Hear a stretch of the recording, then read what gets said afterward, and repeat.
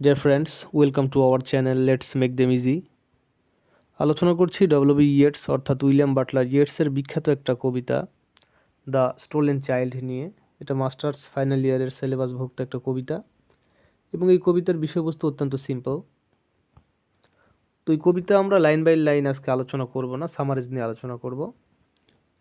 তো এই কবিতা নিয়ে আলোচনা করলে দেখা যায় যে এটা ইস্কেপ লিরিক, যেটা কমন আইরিশ সুপারস্টিশনের উপর ভিত্তি করে রচিত হয়েছে। এই কবিতায় স্পিকার হচ্ছেন একজন ফেরি বা পরী।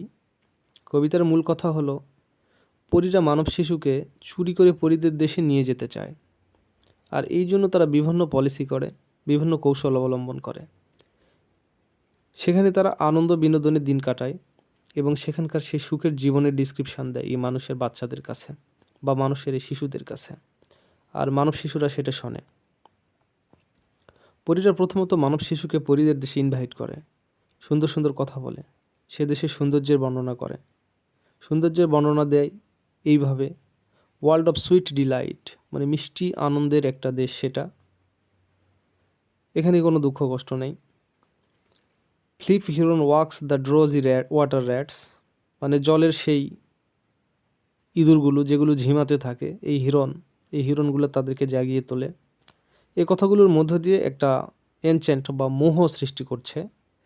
এই দেশে ফেরিরা সারা রাত ডান্স করে, মিঙ্গলিং হ্যান্ডস, হাত ধরে নাচানাচি করে এবং একসঙ্গে কানেক্টেড থাকে।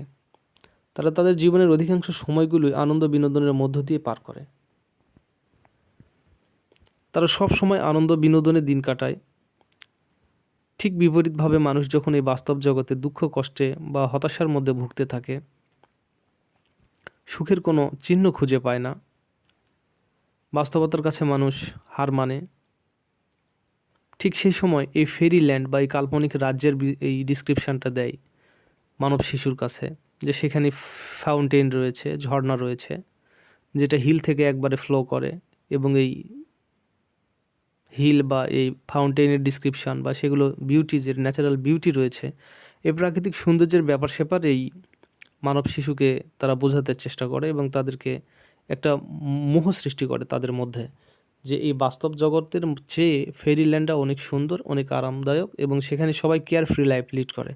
সুতরাং এই ফেরিল্যান্ডে তাদেরকে আসা উচিত এবং মানব শিশুদের সেখানে যাওয়া উচিত। এই কথায় এই ফেরিরা মানব শিশুকে বোঝানোর চেষ্টা করে। এখানে পুল ওয়াটার বলছে, এই পুলের ওয়াটারে, আচ্ছা পুল মানে আমরা জানি সাঁকো বা সেতু, এখানে পুলের ওয়াটারে তারকারা যেটা গোসল করে। এই কথা দ্বারা কবি এইভাবে বোঝানোর চেষ্টা করেছেন যে এই পুলে বা এই লেকে যখন তারকারা যেগুলো দেখা যায় জলজল করে জ্বলছে, তখন মনে হয় তারা এখানে স্নান করছে বা গোসল করছে। এখানে স্ট্রং ইমাজিনেশন রয়েছে, তারকারাজি গোসল করে এখানে। এবং পরীরা ট্রাউট বা যেই ট্রাউট ফিশ, যেটা মাছ রয়েছে, এই মাছগুলো সবসময় স্বপ্নে বিভোর থাকে। স্বপ্ন বিভোর মানে নিজের মতো করে তারা চলাফেরা করে এবং তাদের সঙ্গে ফিস ফিস করে কথা বলে এই পরীরা। গাছ লতাপাতার উপরে তারা বেন্ড হয়ে যায়, মানে শুয়ে পড়ে, নুয়ে যায়। শিশির ভেজা গাছগুলোর উপরে তারা শুয়ে পড়ে।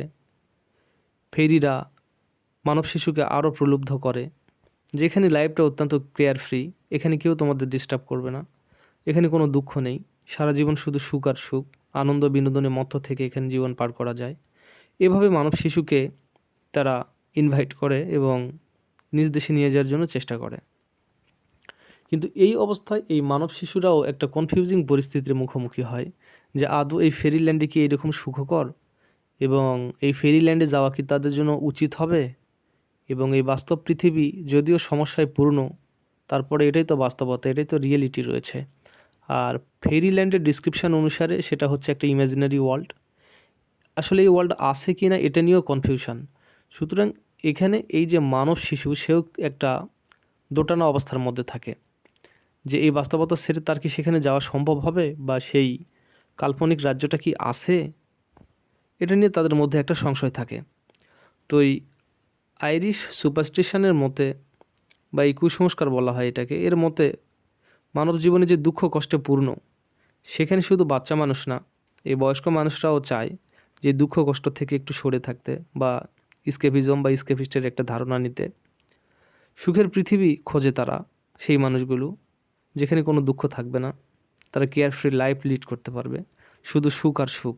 অর্থাৎ বাস্তব জগতের এই বাস্তবতার কঠিনতায় মানুষ অনেক ভারাক্রান্ত হয়েছে, কষ্ট পেয়েছে। সুতরাং এই কষ্ট মানুষ আর সহ্য করতে পারে না বা এই কষ্টে তার থাকতে চায় না। তাই তারা একটা ইমাজিনারি ওয়ার্ল্ড খোঁজে যেখানে শুধু সুখ থাকবে। আর এই সুযোগে পরীরা মানব শিশুকে লালায়িত করে, প্রলুব্ধ করে তাদের নিজের রাজ্যে নিয়ে যাওয়ার জন্য। আসলে সেখানকার প্রাকৃতিক সৌন্দর্যের বর্ণনা দেয় শিশুদের এবং বিমোহিত করে, মুগ্ধ করে। আদৌ সেখানে শিশুরা যায় কি না বা এই বাস্তব পৃথিবী ছেড়ে তাদের যাওয়া উচিত হবে কি না, এটা নিয়েও তারা ভাবে। সুতরাং এই কবিতায় যে কয়েকটা বিষয় ফুটে উঠেছে, যে এই ফেরিল্যান্ডের সৌন্দর্যের ডিসক্রিপশন এবং পরীদের অত্যন্ত শোভনীয় ভঙ্গিতে মানব শিশুকে ইনভাইট করা, এবং মানব শিশু এই ইনভাইটটা অ্যাকসেপ্ট করে না, আবার রিজেক্টও করে না। সে আসলে ভাবতে থাকে, ফেরিল্যান্ডের সেই সৌন্দর্যের কথা ভাবতে থাকে, ফেরিদের সুবচন বা এই বাচনভঙ্গি সম্পর্কে ভাবতে থাকে এবং বাস্তব জগৎ সম্পর্কে ভাবতে থাকে। এবং একসময় সে চিন্তা করে যে আদৌ কি তাদের এই জগৎ ছেড়ে ওই ফেরিল্যান্ডে যাওয়া কি উচিত হবে কি না। সুতরাং এখানে মানব মনের বা মানব শিশুর যে একটা দ্বিধাগ্রস্ত অবস্থা, এটাই কবি অঙ্কিত করেছেন বা চিত্রিত করেছেন। এটা একটা ছোট্ট কবিতা। এই কবিতার মধ্য দিয়ে ডব্লিউ.বি. ইয়েটস তার মনে যে একটা স্ক্যাপিস্ট বা স্ক্যাপিজম বা সুখের একটা পৃথিবী, তার একটা ডিসক্রিপশন দিয়েছেন, বা সেই সুখের পৃথিবীটা কেমন হবে বা সেখানকার দৃশ্যগুলো কেমন হবে, প্রাকৃতিক সৌন্দর্য কতটুকু থাকবে এবং কী কী সৌন্দর্য থাকলে মানুষ আকৃষ্ট হবে, দুঃখ কষ্ট থাকবে না এবং মানব শিশুকে ইনভাইট করা যায়। সুতরাং এই পরীর ডিসক্রিপশনের মধ্য দিয়ে কবি এখানে তার মনের সেই সুখকর পরিস্থিতির কথাগুলো তুলে ধরেছেন এবং পরীদের মাধ্যমেই তিনি মানব শিশুকে ইনভাইট করেছেন এই ইমাজিনারি ওয়ার্ল্ডে যাওয়ার জন্য। কিন্তু এই মানব শিশু বা এই মানুষরা এই কষ্টের পৃথিবীতে থাকলেও এই পৃথিবীর প্রতি তাদের একটা মায়া বা মমতা থেকে যায় এবং এখানেই তারা থাকতে অভ্যস্ত। সুতরাং এখানে সার্টেন না যে আসলে তারা যাবে কি যাবে না, এরকম একটা দ্বিধাগ্রস্ত অবস্থায় থাকে।